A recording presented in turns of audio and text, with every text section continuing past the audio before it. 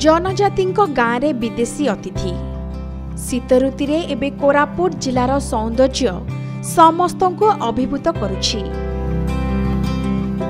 सेमाने आसीथिले एठाकार प्राकृतिक सौंदर्य उपभोग करिबाकू, हेले एही बुलाबुली भितरे सेमाने अटकी गले एठाकार आदिम अधिवासींको गाँरे। किए इटालीरू आसीथिले तो आउ किए आसीथिले फ्रांसरू। एक 12 जणिया विदेशागत अतिथि दल कोरापुट जिला भ्रमण रे आसीथिबा बेले किछि समय अटकी जाइथिले लक्ष्मीपुरर खमारिया गाँरे। एठाकार कंध संप्रदायर लोकक सह नृत्य करथिले। सेमानंको पारंपरिक वाद्य और संगीत रे गाँर महिला मानंक सहित कांध को कांध मिसाई हाथ को हाथ छंदी मन भरी नाचिथिले विदेशी माने।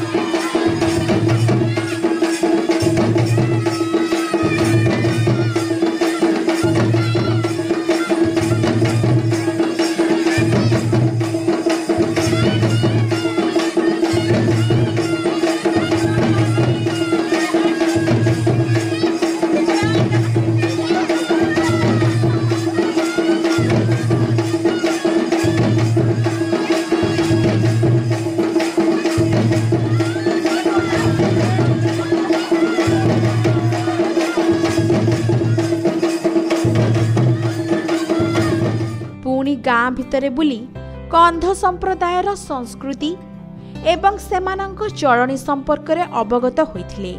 खाली सेतिकी नुहे, सेमिलीगुड़ा निकट माली गाँ रे हेउथिबा परिबा बगीचा बुली देखिथिले एही विदेशी माने। सबुज परिबा बगीचा सेमानंकु खूब आकर्षित करिथिला। एठाकार चाष देखि एते खुशी होई जाइथिले जे निजे परिबा खेत को जाई घास बाछिथिले।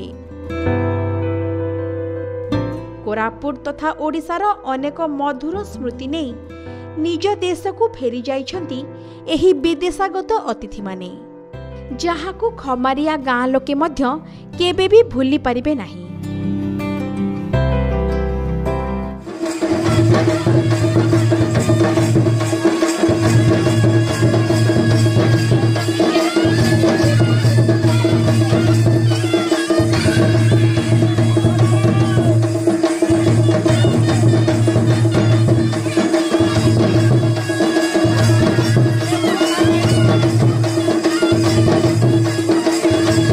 जयपुर मधुस्मिता मिश्रଙ୍କ रिपोर्ट के न्यूज।